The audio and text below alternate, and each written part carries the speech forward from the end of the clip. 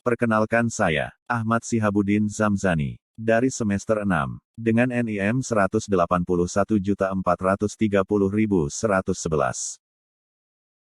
Pengertian jenis-jenis resiko. Pengertian risiko. Risiko adalah suatu keadaan terdapat ketidakpastian dan tingkat ketidakpastiannya bisa diukur dengan kuantitatif. Risiko juga bisa diartikan dengan suatu keadaan ketidakpastian, yang dimana apabila terjadi sesuatu keadaan yang tidak diinginkan bisa menimbulkan suatu kerugian. Jenis-jenis risiko. Ada dua jenis risiko secara umum yang dikemukakan oleh Hanafi, 2006:6. Risiko murni, pure risk. Risiko murni yaitu ketidakpastian terjadi sebuah kerugian atau dengan bahasa lain sehingga ada suatu peluang merugi dan bukan suatu peluang keuntungan. Risiko spekulasi, speculative risk. Risiko spekulasi yaitu risiko yang berhubungan dengan kejadian dua kemungkinan yakni peluang mengalami kerugian finansial atau mendapatkan keuntungan. Risiko ini mengakibatkan terdapat tiga macam, rugi, untung atau break even. Misalnya adalah investasi saham pada bursa efek, membeli undian dan lain sebagainya. Prosedur Field Underwriter, yakni melakukan observasi dan mengumpulkan informasi yang berkaitan dengan calon tertanggung dan pemegang polis, pengamatan serta memverifikasi kebenaran data yang telah dikirim serta menyelidiki seluruh resiko terhadap aspek yang menimbulkan musibah.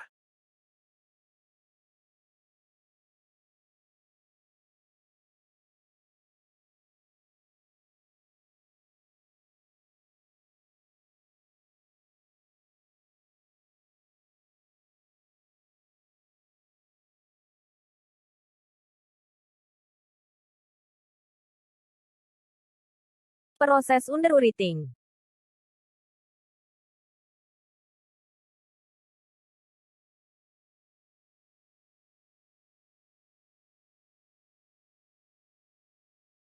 Tahap awal sejatinya dimulai ketika kamu berdiskusi dengan agen asuransi. Dalam hal ini agen asuransi menjadi underwriter pertama yang menyeleksi dan menimbang risiko kamu apakah bisa mendapatkan asuransi atau tidak.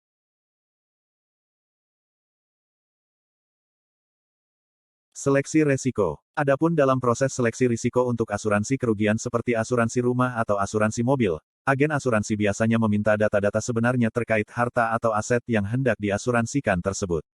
Misalnya, tahun pembelian, frekuensi pemakaian, lokasi rumah, luas bangunan, dan sebagainya.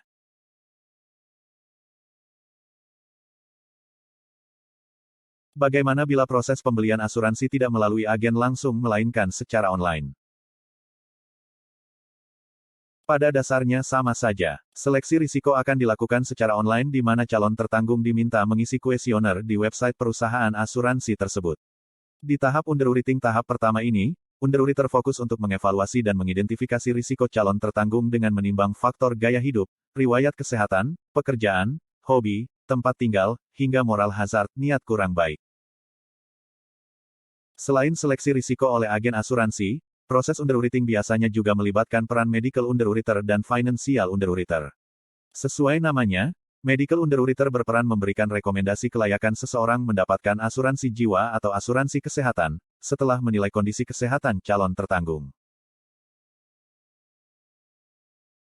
Dalam proses underwriting, setelah identifikasi risiko sudah dilakukan, selanjutnya underwriter akan mengelompokkan calon tertanggung dalam kategori risiko, yaitu decline risk atau penolakan polis, substandard risk atau diterima dengan syarat tertentu, standard risk atau diterima dengan jumlah premi sesuai dan preferred risk atau diterima dengan jumlah premi di bawah standar. Semakin tinggi risiko, semakin besar pula premi yang akan dibebankan pada calon tertanggung. Sedang untuk jenis decline risk, itu berarti perusahaan asuransi tidak bisa menanggung risiko yang dimiliki oleh calon tertanggung sehingga pengajuan asuransi ditolak. Apakah sebagai calon tertanggung, kita bisa memperkirakan bobot risiko yang kita miliki? Secara sederhana, kita sebenarnya bisa sedikit memperkirakan bobot risiko pribadi dan pengaruhnya pada beban premi kelak.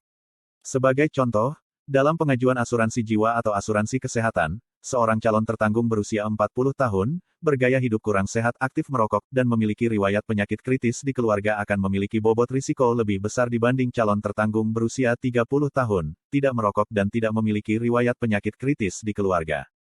Sedang untuk jenis decline risk, itu berarti perusahaan asuransi tidak bisa menanggung risiko yang dimiliki oleh calon tertanggung sehingga pengajuan asuransi ditolak. Apakah sebagai calon tertanggung, kita bisa memperkirakan bobot risiko yang kita miliki. Secara sederhana, kita sebenarnya bisa sedikit memperkirakan bobot risiko pribadi dan pengaruhnya pada beban premi kelak. Sebagai contoh, dalam pengajuan asuransi jiwa atau asuransi kesehatan, seorang calon tertanggung berusia 40 tahun, bergaya hidup kurang sehat, aktif merokok, dan memiliki riwayat penyakit kritis di keluarga akan memiliki bobot risiko lebih besar dibanding calon tertanggung berusia 30 tahun, tidak merokok dan tidak memiliki riwayat penyakit kritis di keluarga. Alhasil, karena risiko lebih besar, premi yang dikenakan akan lebih mahal.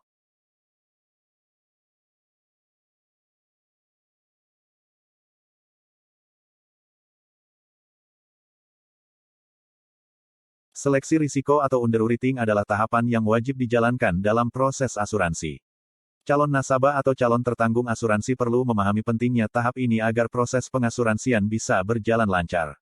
Maka dari itu, upayakan untuk mengikuti prosesnya dengan sebaik-baiknya.